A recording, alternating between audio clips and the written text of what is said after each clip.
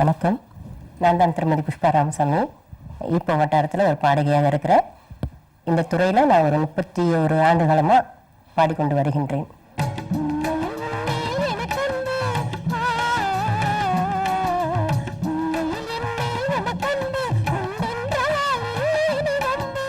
சின்ன வயசுலேருந்தே எனக்கு பாடிக்கிட்டே இருப்பேன். எப்பயும் ரேடியோவில் ஒரு புது பாட்டு, எந்த பாட்டு போட்டாலும் நான் பாடிக்கிட்டே இருப்பேன்.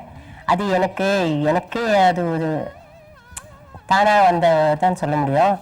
ஆனால் நான் இசைக்குழு ஒரு பாடகியாக வருவேன்னு எனக்கு தெரியாது.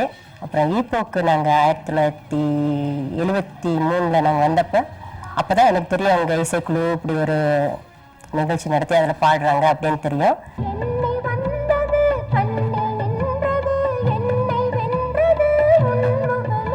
75 தான் நான் வீட்டில் பாடிக்கிட்டே இருக்கேன்னு சொல்லிட்டு எல்லாரும் எனக்கு ஆர்வம் கொடுத்து எங்கள் அண்ணனோட கல்யாணத்துக்கு ஒரு இசைக்குழுவை நாங்கள் வரவழைச்சிருந்தோம். அந்த இசைக்குழுவில் தான் முதல்ல நான் ஒரு பாடல் பாடினேன். அப்புறம் அதை பார்த்துட்டு தான் எங்கள் உறவினர் ஒருத்தர் அவர் ஒரு WITயில் ஒரு வாத்தியாராக இருந்தார், லெக்சரராக. அவர் மூலிமா எனக்கு ஒரு சான்ஸ் கொடுத்தாங்க. மேரி மெக்கர்ஸ்ன்ற பேண்டில் எனக்கு ஒரு பாடல் பாட சொல்லி கேட்டுக்கிட்டாங்க.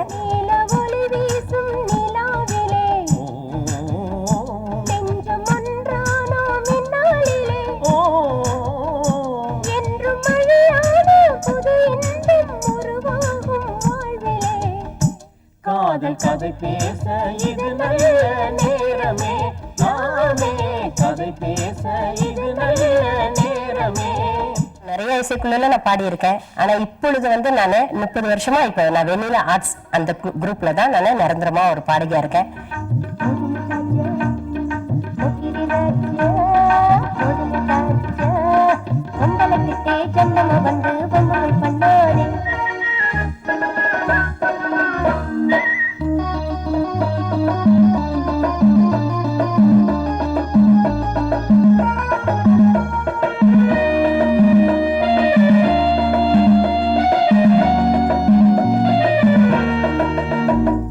மறக்க முடியாத சம்பவம்னா, ஊருக்கு போய் எனக்கு ஒரு சின்னப்பன், மலேசியா சந்திரபாபு சின்னப்பன், அவர் கூட எனக்கு குங்குமப்பூ பாட்டு கொடுத்துருந்தாங்க.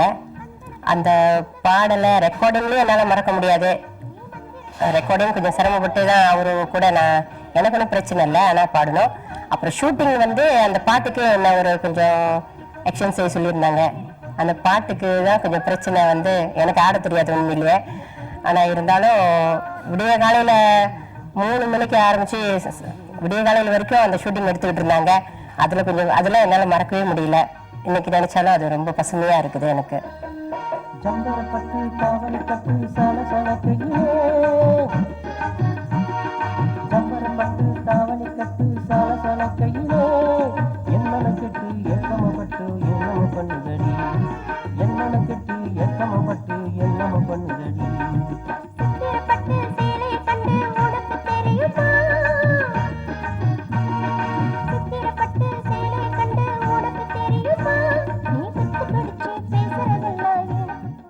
இப்போ வர கலைஞர்கள் நிறைய வாய்ப்பு இருக்கு. மலேசியாவில் நிறைய இடத்துல சங்கீதம்லாம் சொல்லி கொடுக்குறாங்க.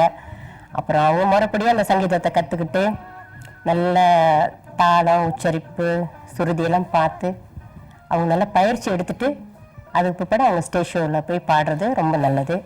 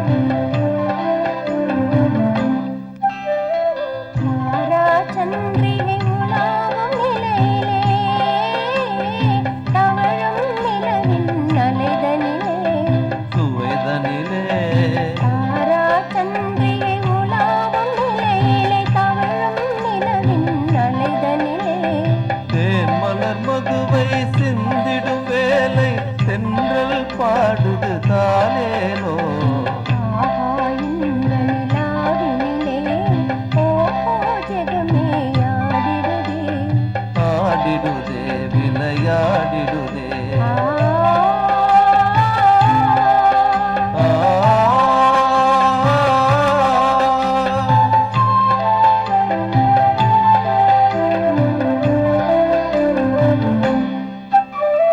அலையின் அசைவிலே ஆசை நினைவிலே